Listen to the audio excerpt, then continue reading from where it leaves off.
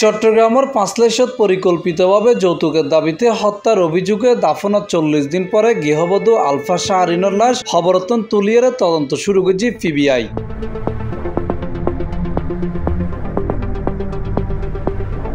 যৌতুকটিয়া নফায়েরে পরিকল্পিতভাবে গৃহবধূ আলফা শাহরিনের হত্যা করেছে এলে অভিযোগে তার শাশুড়ি বিবি আয়েশা, ননদ আশফিকা ও দেবর সামিরের আসামি করে মামলা দায়ের করেছে নিহতের বাবা নুরুল করিম। গত 6 মে চট্টগ্রামের নারী ও শিশু নির্যাতন দমন ট্রাইব্যুনাল 7 পিটিশন দাখিল করেছে তারা।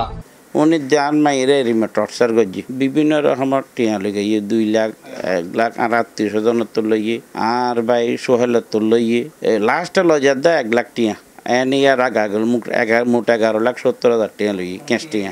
শাশুড়ি আর বিশেষ করে শাশুড়ি তো মাইয়ারে ফাটাই মাইয়াই লই গিয়ে অনেক সময় জাহেদ হয়েছে না যৌতুক হিসেবে বলতে কিছু জিনিস তারা চাইয়ে আবার তারা খানা একবার খাবাই মানে 250-270 জন এরপরে তারা রোগ খানা হতা আছিল এবার টাইম ইয়ানো বেশ কমাই খানা খাবাই বেলাই লই আর কিছু তারা চাও পাও আছে আর ফুয়ার কিছু বলে সহ্য পানি আছে এগিন আর মাইরে প্রেসার দেয় বারবার প্রেসার দেয় কিন্তু আরও নহইতে ওর মারও হইতেও কিন্তু জিনিস। আদালতের নির্দেশনা ফায়ারে ঘটনা তদন্ত শুরু করেছে পিবিআই। দীর্ঘ 1.5 বছর পর তদন্ত শেষে বুধবার সেপ্টেম্বরের 10 তারিখ রাতিয়ে কর্ণফুলী থানার সুগার মিল এলাকার 12 বাসাত নিহতের শাশুড়ি বিবি আয়েশারে গ্রেফতার করেছে পিবিআই। গ্রেফতারের বিষয়টা নিশ্চিত করেছে মামলা তদন্ত কর্মকর্তা। গৃহবধূ যেটা ওই মারা গেছে আর কি, এটা নারী শিশু মামলা করছে বাদীর বাবা কোর্টে 11 ক মানে যৌতুকের জন্য মৃত্যু ওটা নিয়ে মামলা করছে আর কি। ওই মামলা আমরা তদন্ত ক্ষেত্রে যেহেতু সে যার নামে আসামি ছিল সেক্ষেত্রে গ্রেপ্তার করছে। উনি হলো ওই আলফা শাহরিনের শাশুড়ি। আমরা তো কোর্টে সুবদ্ধ করছি, এখন বাকিটা তো কোর্ট জানে, আমি তো এর পরেরটা জানি না আর কি। 20 সেপ্টেম্বরের 11 তারিখ গ্রেফতারকৃত আসামিরে আদালতত তোলা হইলে জবানবন্দি শেষে তারা কারাগারত পাঠানোর নির্দেশ দিয়ে বিচারক এই বিষয়ে বাদী পক্ষের আইনজীবী হইয়ে মামলা গত বছর আরো দায়ের করেছি।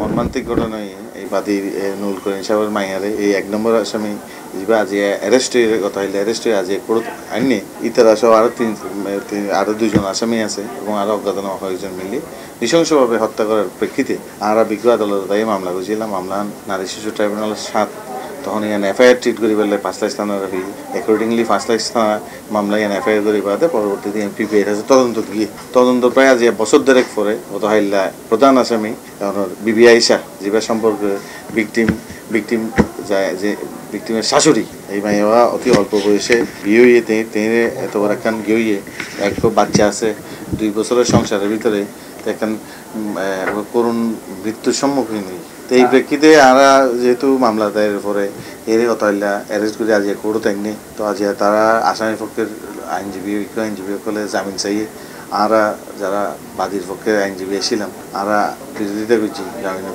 বিরোধিতা করছি। বিজ্ঞ আদালত দুই পক্ষের পুনি বাদে এই 1 নম্বর আসামি বিবি আয়েশারে জেল হাজত পাঠানোর নির্দেশ দিয়ে। মূলত গত বছরের 27 এপ্রিল বিকেলে শাশুড়ি বিবি আয়েশা হোয়াটসঅ্যাপত কল দিয়ে শাহরিনের বাবারে জানাইয়ে রিক্সা চাকাত উন্নফাসাইরে শাহরিনের দুর্ঘটনা ঘটি। এল্লে খবর পাইরে বাবা নুরুল করিম মায়ের শ্বশুর বাড়ি যাইরে বেডরুমের বিছানাত মুমূর্ষ অবস্থায় মায়েরে দেহে। এই সময় দ্রুত একখান মেডিকেলত পাঠায়। আইসিইউ হালিনত হয় শাহরিনের ভর্তি করাইয়ে আরেকখান মেডিকেলত চিকিৎসাধীন অবস্থায় 28 এপ্রিল সকালে তারে মৃত ঘোষণা করা হয়। একই দিন বিকালে পারিবারিক কবরস্থানত তারা দাফন করা হয়। তবে দাফনের আগে গোসল করানো নারী শাহরিনের শরীরত একাধিক আঘাত চিহ্ন দেহে এবং বিষয়জ্ঞান তার বাপরে জানাই। তারা হদ দেখে মাইয়ের হদ এই পরিমাণ শরীরের দাগ পাওয়া গিয়ে বডির মধ্যে তখন আই কিন্তু আরিয়ানো তারপরে তাই মামলা গরিবের আইনের একখান আশ্রয় লিবের। নিহত গৃহবধূ আলফা শাহরিন বাইজিদ বুস্তামি থানা চালিদাতলি বাজারের দারোগা বাড়ির নুরুল করিমর মাইয়ে ও 5 লাখ সাদমাজি ফারা বাড়ির মৃত সিরাজুল মুস্তাফার ফুয়া মোহাম্মদ জাহেদুল মুস্তাফার স্ত্রী। এই ঘটনায় বাকি আসামিগুলোর ধরি বেলে অভিযান অব্যাহত থাকব এমনটাই প্রত্যাশা নিহতের পরিবারের। আমি একটা সুষ্ঠু কান বিচার চাই, আমি আর কিচ্ছু না চাই। আর মাইয়া তো গেই তাই বিচার গান যদি আমি সুস্থ পাই আর তার কিছু লাগতো না।